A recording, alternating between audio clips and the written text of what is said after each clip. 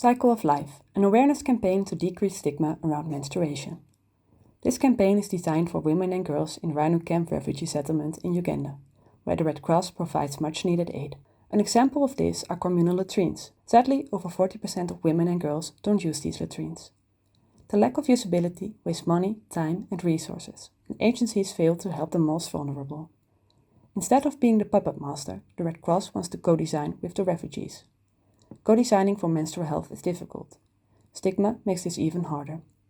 To break stigma, awareness is needed, and many aspects should be kept in mind. For example, many people can't read, and there's a great linguistic diversity. People who didn't receive aid can get jealous and violent, and most refugees don't perceive menstrual awareness as a priority.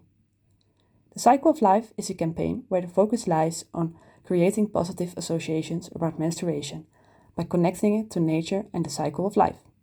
The campaign is accompanied by an invite with seeds, which can be folded to a box to grow sunflowers. The campaign starts by reaching out to community leaders.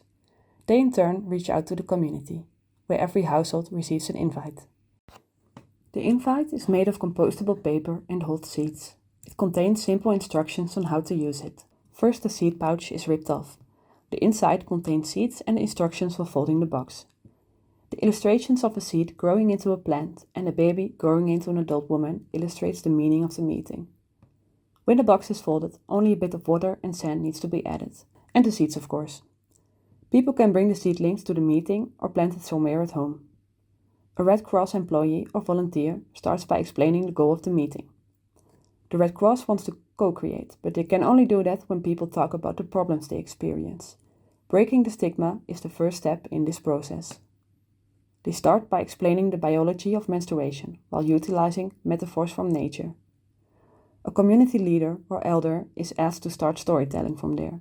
They are free to talk about everything they seem fit while interacting with the community. After a while, the volunteer returns into the conversation and asks people to think about something interactive to keep the story alive, like a ritual or a symbol. They explain that people are free to come up with ideas and can ask for help in a follow-up meeting. As an example to start with, I chose gardening as an activity. While doing a useful activity, women and girls can talk about the story they started. The sunflower reminds them of the meeting and everything they learned. In the follow-up meeting, feedback and input are discussed. The volunteer discusses the possibilities for the input. The bright blooming sunflowers keep the subject of awareness alive in a subtle, strong and cheerful manner. The story of reproductivity and menstruation is passed on from parent to child. Women feel connected, confident and find new ways to manage their menstruation. The Red Cross is able to provide more targeted aid in a sustainable manner by saving money, time and resources.